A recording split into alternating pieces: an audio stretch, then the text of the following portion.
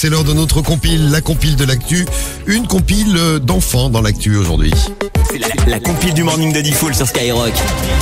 Alors, la compile de l'enfant dans l'actu qui va nous amener dans les Vosges tout de suite à la place numéro 3. Numéro 3. Oui, direction Remiremont pour être très précis, où une fillette de 4 ans a fui du domicile familial. Vous imaginez Une la fugue à 4 panique. Ouais.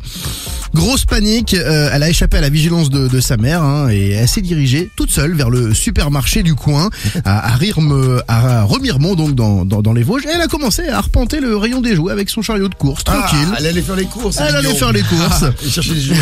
L'équipe de sécurité du magasin l'a pris en charge bien sûr et a passé des appels au micro pour retrouver ses parents. Bon, les parents n'étaient pas là puisque elle s'était barrée. Et dans le même temps, les policiers du commissariat ont été prévenus par la famille.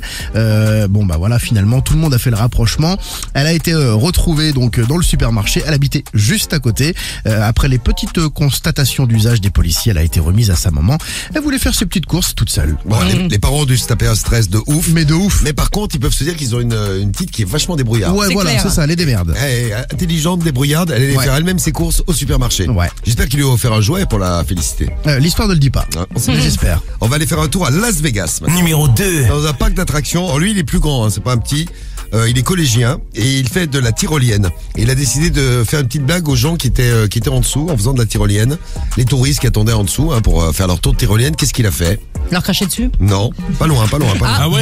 Pas loin. Ouais. Pas loin. Il a fait pipi dessus. Oui, il leur fait pipi dessus. Ils avaient des boutons, les gens. Les touristes, c'est comme Guigui. Les touristes étaient là.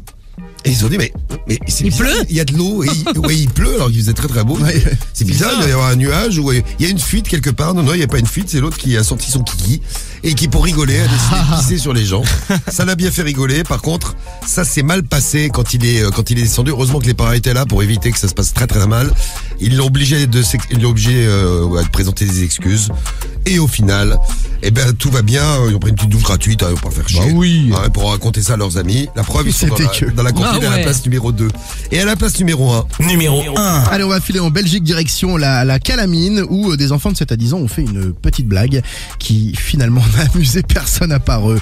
Ils ont rempli les toilettes publiques en y jetant tout ce qu'ils trouvaient, du papier, des conneries, tout ce qu'ils trouvaient, plus que de raison.